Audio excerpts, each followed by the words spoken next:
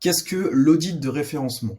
Vous en avez peut-être déjà entendu parler, on vous a peut-être déjà dit qu'il fallait faire un audit SEO de votre site, on vous a peut-être déjà proposé un audit SEO gratuit. Quoi qu'il en soit, je sais que quand on parle souvent d'audit SEO, on ne sait pas vraiment ce qu'il y a derrière, du moins si on ne s'est pas encore penché réellement sur la question, on peut voir ça comme une analyse, mais comme quelque chose d'assez flou. Aujourd'hui, ce que je vous propose, c'est justement une explication de l'audit de référencement, ou donc de l'audit SEO, on l'appelle comme on veut, et de vous montrer un peu les 6 étapes de déroulement d'un audit SEO. Alors, c'est pas une liste exhaustive, évidemment, le but c'est de vous expliquer rapidement comment ça se déroule, mais ça peut vous permettre d'y voir plus clair, je pense. Tout d'abord, il faut savoir qu'il y a différents types d'audits SEO, et quand on parle d'audit SEO, généralement, ça regroupe 3 thématiques, les 3 piliers du SEO que j'ai déjà abordé dans d'autres vidéos. Donc le pilier technique, donc on va faire un audit technique.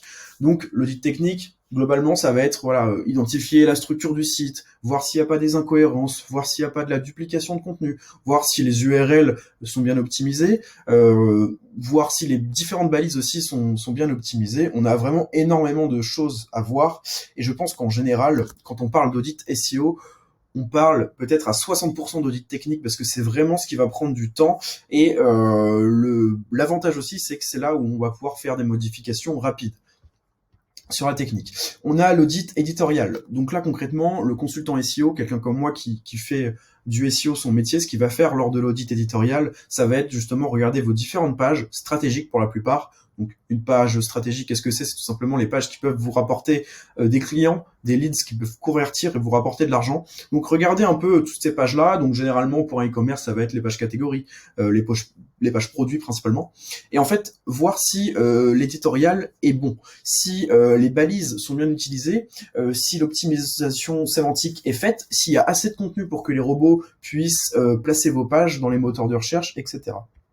Et pour finir, on a donc l'audit de popularité. Donc ça, c'est la partie netlinking. C'est voir si vous avez une vraie stratégie netlinking, si vous obtenez des backlinks de manière régulière, où est-ce que vous obtenez ces backlinks-là, c'est-à-dire vers quelle page de votre site il link, et tout simplement voir si tout ça est cohérent, si vous n'avez pas aussi de domaine, un peu cancer, toxique, qui link vers votre site. Et donc, ça va être de regarder tout ça. Donc, si on doit résumer les étapes de l'audit de référencement, dans un premier temps, on va avoir l'analyse de la structure technique du site, donc qui va dans l'audit technique. Deuxième étape de l'audit technique, ça va être l'analyse des performances techniques. Donc là, ça va être la rapidité, le temps de chargement des pages, etc., qui se rapproche un peu de l'UX du coup. On a aussi le benchmark concurrentiel.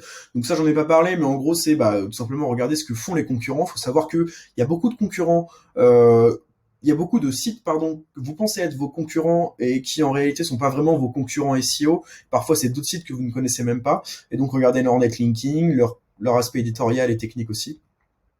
Après l'audit de trafic et des positions, c'est voir où est-ce que vous en êtes, combien de trafic organique est-ce que vous générez tous les mois, où est-ce que vous êtes positionné, est-ce qu'il n'y a pas des pages qui se positionnent un peu, qu'on pourrait améliorer pour qu'elles se positionnent mieux sur des mots-clés stratégiques, etc. L'analyse de la popularité du site, donc ça c'est tout simplement voir, comme je vous l'ai dit lors du benchmark concurrentiel où on va regarder un peu les stratégies netlinking des concurrents, là ça va être pour vous, tout simplement pour votre site, voir le nombre de domaines référents, le nombre de liens créés par domaine référent, si on n'a pas trop pour un seul domaine par exemple, l'encre des backlinks, etc. C'est des termes assez techniques, mais globalement ça va être voir comment est-ce que votre site est linké entre guillemets sur le web, et s'il est vraiment populaire et cité par des sites thématiques.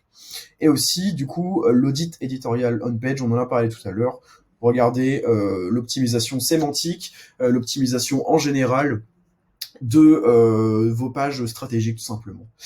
Et donc, je termine par dire que, évidemment, si vous avez besoin d'un audit de référencement, moi, je suis disponible. Juste ici, vous avez mes prestations. On a Audit SEO. Je propose 2 petites formules assez simples. Mais bref, ça, c'est vous qui voyez. Je vous ai mis un petit bouton. Et surtout, si vous voulez relayer tout ça, en bas de page, vous avez donc les boutons de relais pour LinkedIn, Twitter et Facebook. Et évidemment, pour plus d'infos, je vous invite tout simplement à consulter l'article dans sa globalité. À très vite!